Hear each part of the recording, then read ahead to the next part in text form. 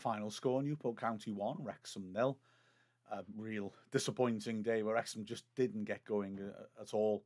Red card in the 17th minute had a massive impact on the game, although it's got to be said we did not play well before the red card either.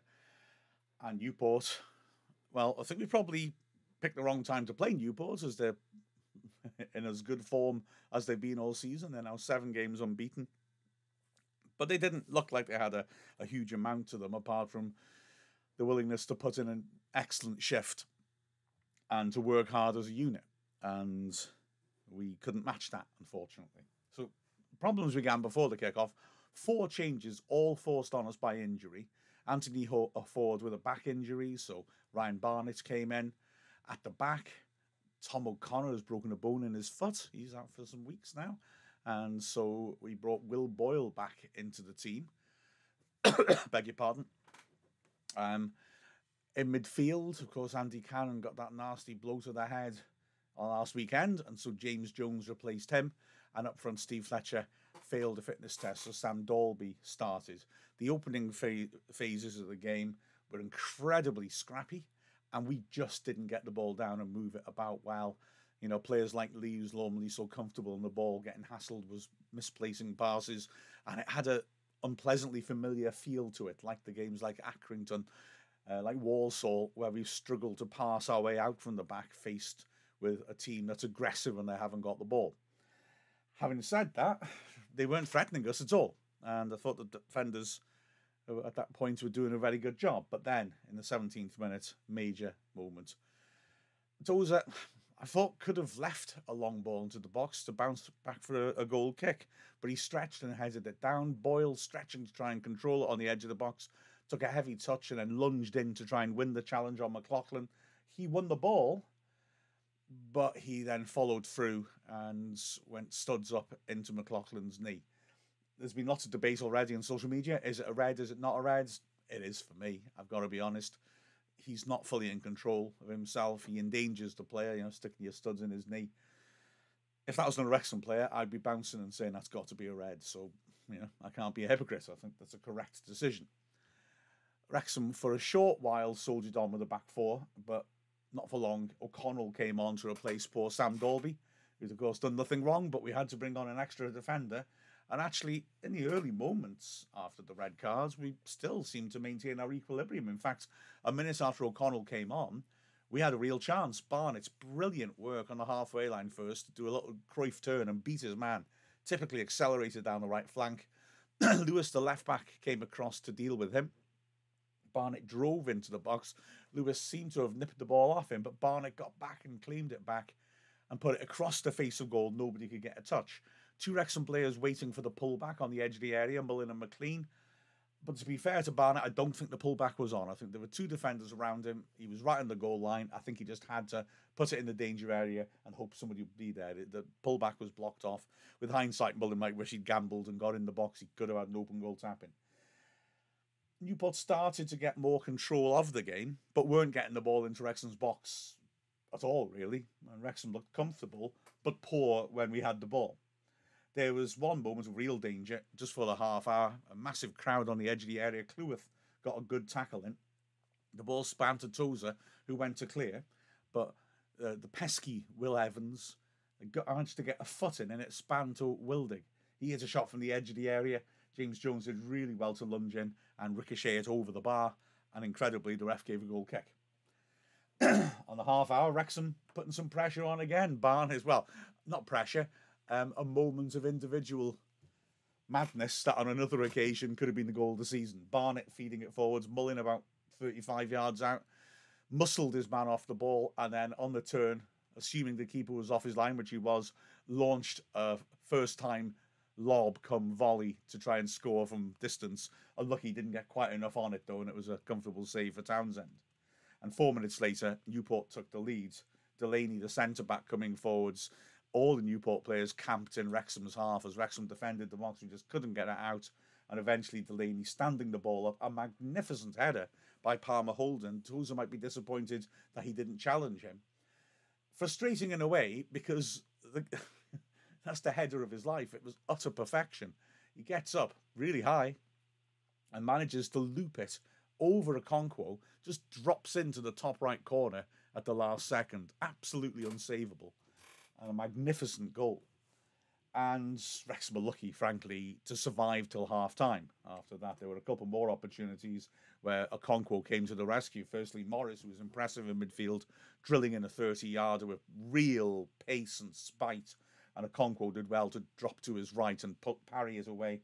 And then Wildig sweeping it across. Delaney, the centre-back up, headed it down towards the bottom left corner, and a really sharp save by Okonkwo to push the ball clear. So, Parkinson obviously had a lot of work to do at half-time, and Wrexham came out with a slightly different shape. Did I say slightly? Right.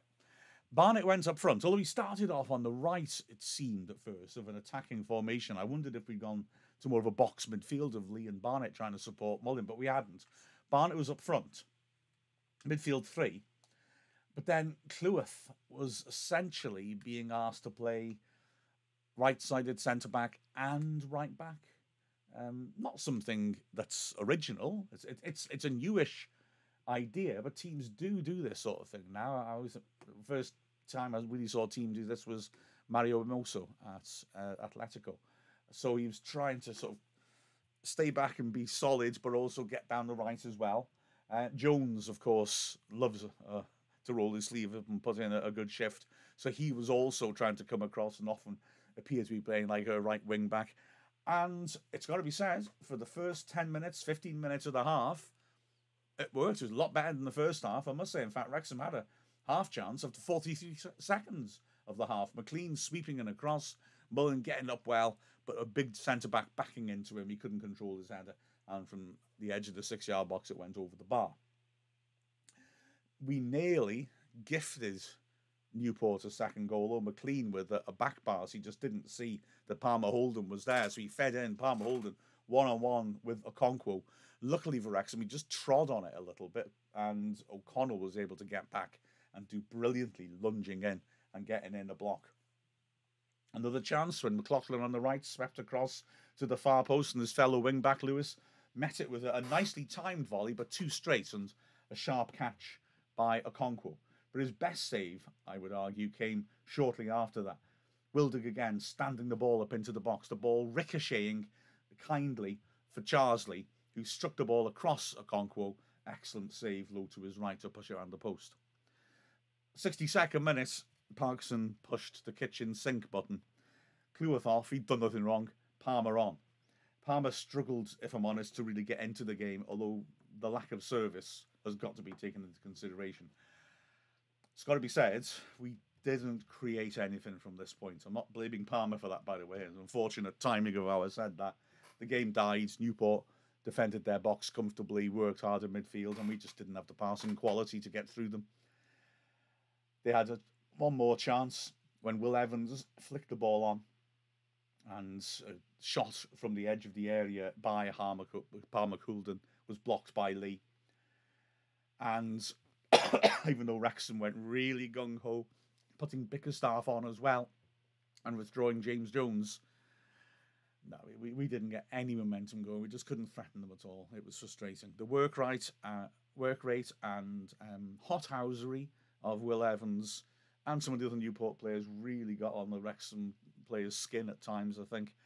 And it was just an unhappy, unpleasant derby experience, if I'm honest. These things happen. Ask Shrewsbury. Looking at the individual performances, well, Okonkwo's man of the match. I don't see how I could say otherwise. There were very few Wrexham players, really, and who really matched up to their usual standards. But Okonkwo made a string of good saves. Couldn't be blamed for the goal. You know, it's ironic, Newport didn't actually make that many chances, but the chances it did make were decent quality. And yeah, Okonkwo stood tall to all the ones he could repel. Great performance by him. I had sympathy for the centre-backs. Boyle, okay, got sent off early on. But Tozer had a mixed game, I would say. He might have done better for the goal.